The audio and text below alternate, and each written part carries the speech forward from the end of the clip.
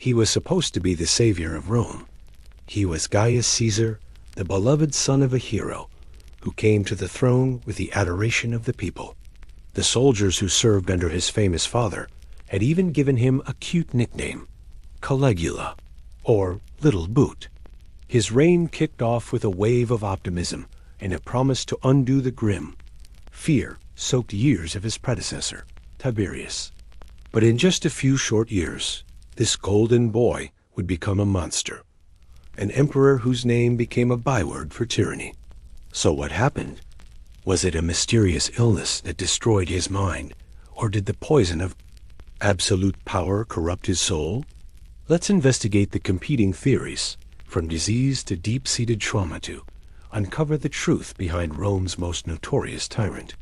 That name echoes through history, a synonym for cruelty, depravity, and insanity.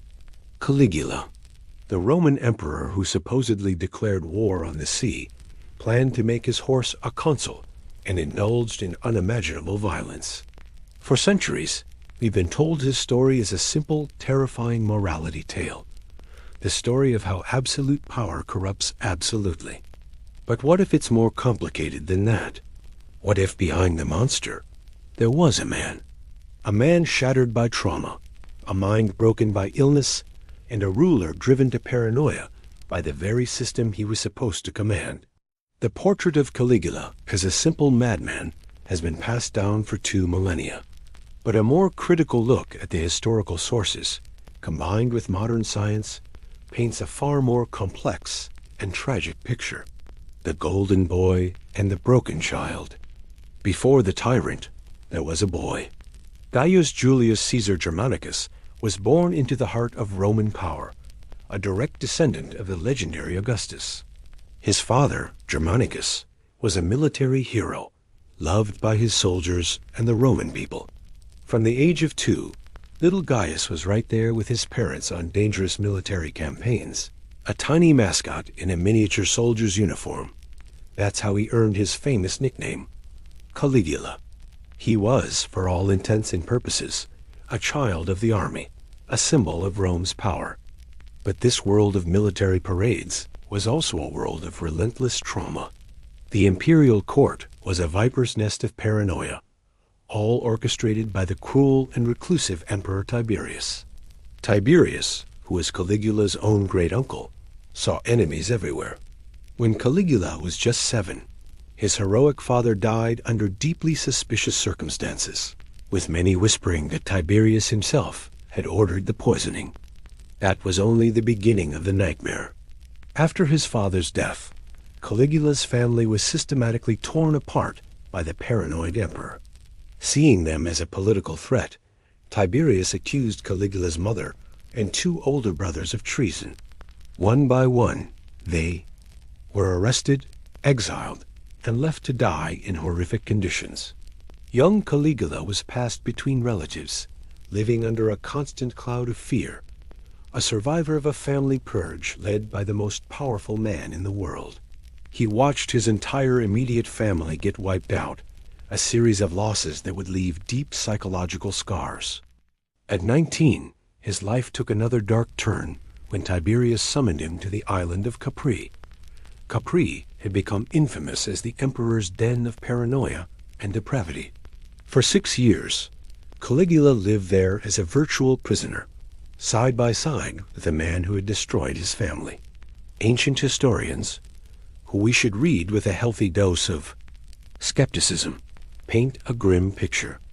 They suggest Caligula had to navigate a world of twisted rituals, all while perfecting a mask of loyalty just to survive. He had to bottle up every bit of his hatred and grief, pretending to be devoted to an emperor who could have him killed on a whim.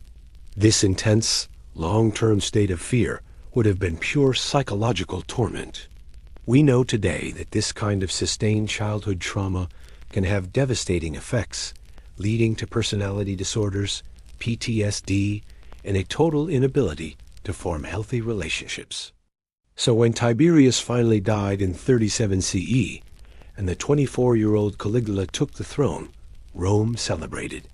They saw the son of their hero, a fresh start after the darkness of Tiberius's reign. And for a few short months, Caligula delivered. He pardoned political prisoners, got rid of unfair taxes, and threw lavish games for the public. The golden boy was back. But underneath the popular new emperor, the traumatized child was still there. The foundation of his personality wasn't built on the love of the crowds, but on the rubble of his annihilated family and the terror of his teenage years. A time bomb, as one scholar put it, was already ticking. The question wasn't if it would go off, but when. The descent into madness, the Golden Age, lasted just 7 months. In October of 37 CE, the emperor fell gravely ill. Ancient sources describe a sudden, life-threatening sickness with a high fever that left him delirious and confused. The entire empire prayed for his recovery. And he did recover. But the man who came out of that sickbed was not the same one who went in. This illness is the turning point in Caligula's story, the moment that both ancient and modern historians point to as the catalyst for his slide into tyranny. It's here our investigation really begins, as we look at the 3 main theories for what happened. A disease that physically damaged his brain, the psychological poison of absolute power, or a calculated campaign of terror disguised as madness. The first, and maybe the most compelling theory, is that the illness caused lasting neurological damage. While a definitive diagnosis is impossible after 2,000 years, experts have some ideas. One leading theory is encephalitis, a severe inflammation of the brain. Encephalitis can be triggered by a virus, and its symptoms paranoia. Hallucinations, impulsivity, and delusions of grandeur line up remarkably well with Caligula's later behavior. The inflammation could have permanently damaged his brain tissue, completely changing his personality. This kind of sudden, dramatic shift after a high fever is a classic sign of a brain injury. Another medical theory is epilepsy, specifically temporal lobe epilepsy. The historian Suetonius mentions that Caligula suffered from falling sickness as a child, and there's evidence his family may have been genetically predisposed to it. What the ancients called his great illness could have been a severe, prolonged seizure that caused brain damage. This might have triggered a condition featuring paranoia, aggression, and bizarre behavior. Many of Caligula's reported issues, like crippling insomnia that had him wandering the palace all night, his wild mood swings, and his delusions, fit this diagnosis. Finally, some researchers point to lead poisoning. Roman elites drank huge amounts of wine that was often sweetened with lead acetate and stored in lead-lined pots. Lead is a neurotoxin that causes cognitive decline, mood swings, and violent outbursts. While this would have been a gradual process, his severe illness could have pushed a mind already weakened by lead poisoning right over the edge. Any one of these, encephalitis, epilepsy, or lead poisoning, could offer a purely medical reason for his transformation. His brain, quite simply, may have been broken. But we can't ignore the second theory, the corrupting influence of absolute power on a mind already damaged by trauma. When Caligula recovered, he may have had a terrifying realization. For weeks, the Roman Empire had run just fine without him. For a young ruler already prone to paranoia, this was a scary thought. It meant that he, the emperor, was disposable. This may have sparked a desperate need to assert his authority in the most extreme ways possible. This is where his war with the Roman Senate really kicks off. Unlike the emperors before him, who kept up the appearance of sharing power, Caligula seemed determined to rule like an absolute god-king. He began to systematically humiliate and terrorize the senators. He had them executed on fake treason charges, forced them to run for miles beside his chariot, and openly mocked their authority. This wasn't just a grudge.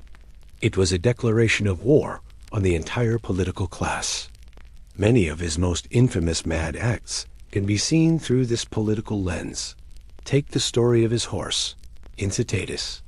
Suetonius claims Caligula planned to make his horse a consul, Rome's highest office.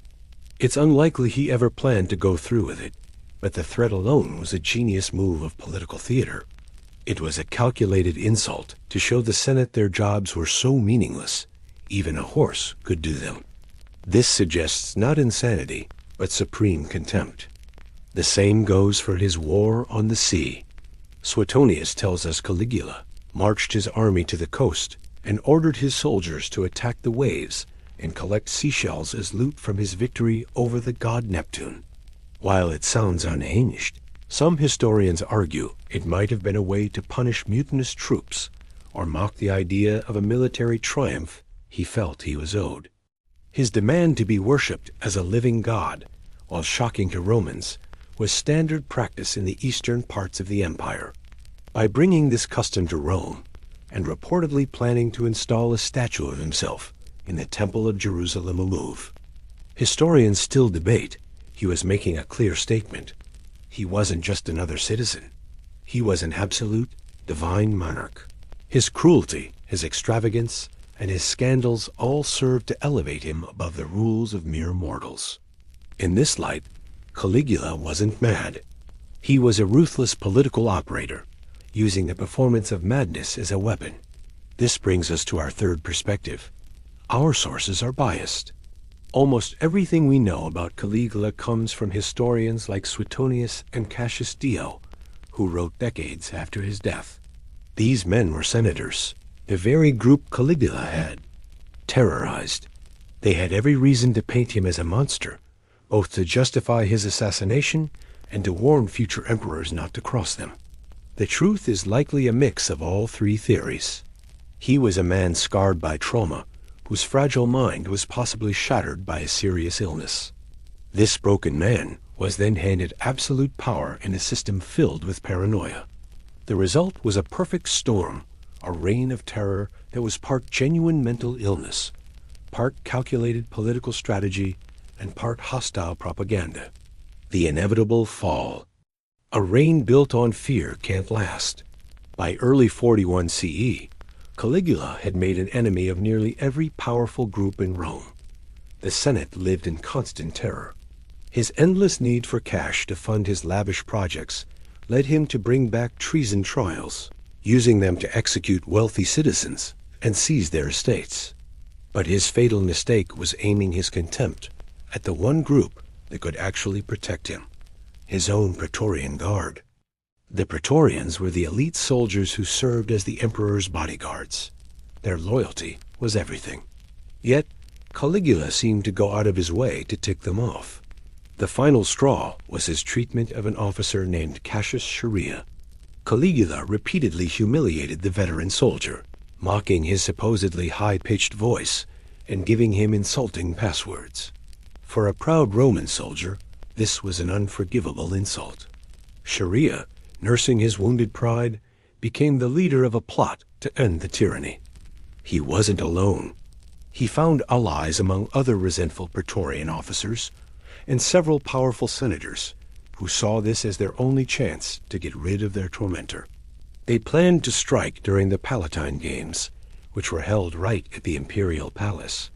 On January 24th, 41 CE, as Caligula was leaving a theater through a private hallway, the assassins cornered him. Chaerea struck the first blow, and the others swarmed in, stabbing him over 30 times. In their rage, the conspirators didn't stop with the emperor. They also murdered his wife, Caesonia, and their infant daughter, who, in a final act of brutality described by the historians, was smashed against a wall.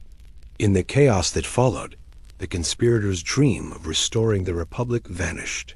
While the Senate was busy debating what to do, the Praetorian Guard took charge. Worried about losing their power, they found Caligula's forgotten uncle, Claudius, hiding behind a curtain and declared him the new emperor. The cycle of one-man rule would continue. Caligula's reign, which started with so much hope, ended in a bloody mess of his own making, proving that an emperor who rules by fear will inevitably die by it. If you're fascinated by the dramatic lives of Roman emperors and want to explore more stories from the ancient world, make sure to like this video, subscribe to our channel, and hit that notification bell so you never miss our next investigation into history's greatest mysteries. The story of Caligula is more than just a lurid tale of a mad emperor. It's a disturbing look at the nature of power, trauma, and illness. Was he a monster? By any reasonable standard, yes. His actions were cruel, and his reign was terrifying.